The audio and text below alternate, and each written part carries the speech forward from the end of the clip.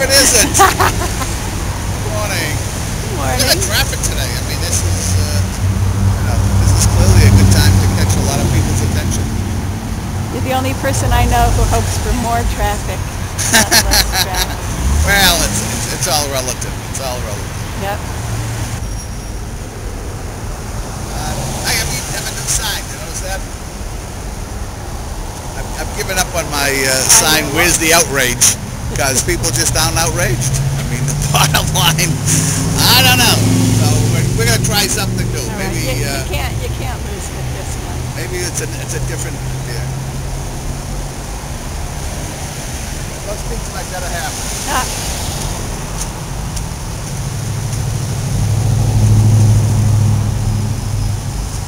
Rebecca!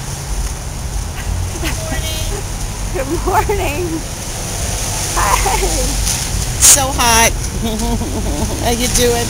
I'm all sticky. Good. But I did put bug spray on today. Good. So, but I forgot my hat.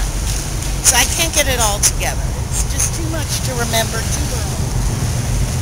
Too early in the morning. So have you been watching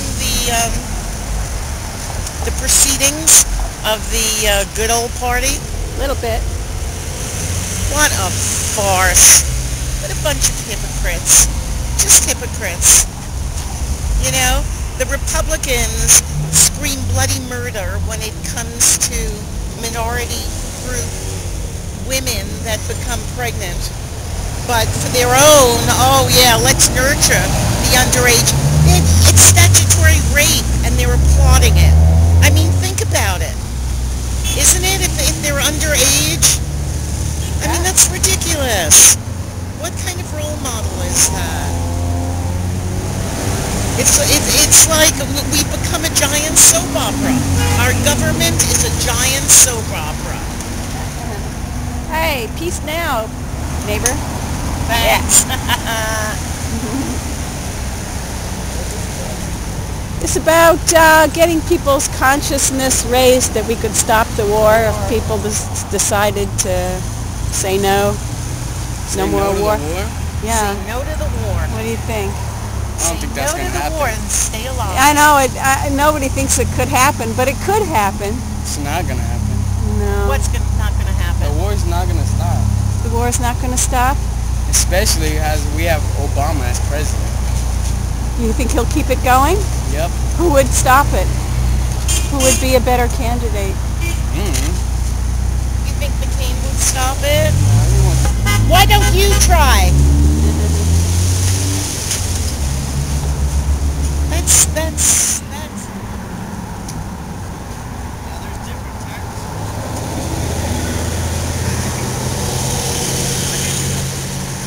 So there's different ways that you can probably pursue this. You can get the message out to the people itself. Like these jokers out here, they don't care. They're self-contained in their own little self-bubbles. They don't care. Well, but I think there are some that do care. Oh, there's some that Maybe do the care. majority don't care, and maybe you don't see too many. But I'm sure that there is a sizable minority that do care, and maybe they're not mobilized, maybe they're not on the same page as far as a tactic, but they believe in the eventual outcome, which is that this is an American foreign policy that's gone wrong. It wasn't even a foreign policy, honestly. It was Bush and Cheney trying to make it rich from Kellogg, Brown & Root and from the private oil industries. Well, but they made it part of foreign policy. Let's put it that way. What's your background? My background from the military? Yeah. I was an intel analyst for the military. I was a firefighter, a mechanic. I was battle staff operations, S3. I got to see the whole groundworks, contracts, a bunch of lies, all the different places over in Iraq regarding on... I left 2005 for that was my second tour. 2005 came back, went right back when I went to Hawaii and went back for 2006 for 2007, and I saw an increase on IEDs, which are implementary explosive devices, and as well as VBIDs, which are just vehicle-borne IEDs. And I feel that the Blackwater and all your civilian contractors, which make $120,000 if not more a year, tax-free dollars, have a job security there to turn around and basically get what they can. that is selling back explosive devices, munitions, and so forth back to the Iraqis to pay them money to go plant them so they can survive with their families. That's basically what they do. Right. A lot of people, civilians out here, don't know what goes on over there. Why? It's hush-hush. It's military. So me, I probably can lose my disability for saying what I'm saying. But, I mean, honestly, I feel that, hey, people are blindsided by the media. The media is corrupted. The government controls the media. There's a lot of things that they do to control to what you see from your television or you hear or you read. It's all controlled.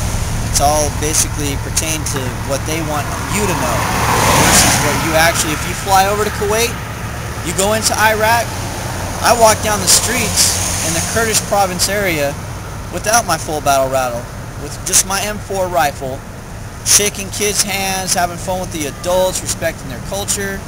But the minute you start moving in towards Sunni Shiite territory, you get spit on, you get blown up, you got kids strapped with freaking C4 suicide vests.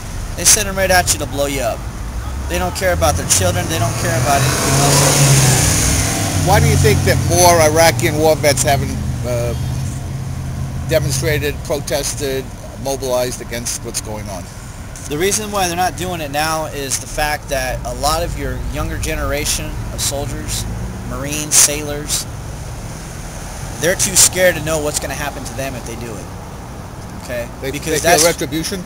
well, it's retribution, yes, but at the same time, the government will basically say, "Oh, you know, you're basically." They'll go into the regulations on any type of branch and say, "Hey, you're forming a sanction outside the military on basically working against the government, so therefore we'll punish you for it." And a lot of your younger generations, because you got babies in there. I mean, I watched, I'd say, over 100 kids aged ranging from 17 to 22 die within months in Iraq. I mean, that's not counting when I was there in 2003 for the invasion. That's not 2004 to 2005 for the occupation, first occupation, and then me going back. I mean, I got friends that have been there 5 times. And just, 5 times? 5 times. He was in the Marine Corps, left the Marine Corps, went to the Army, and yeah. Matter of fact, his butt's probably over there again for the 6th time. And the thing is, the government, they've exhausted your National Guard, they've exhausted your reserves. I mean, they upped the age limit. They're so desperate for people for the Army, they upped it all the way up to age 41 to let people in because they don't have anybody. You can't fight it right now because the minute you start fighting it, think about it, when Bush gets out of office, then the American soldiers, sailors, and Marines can start protesting and do what they want.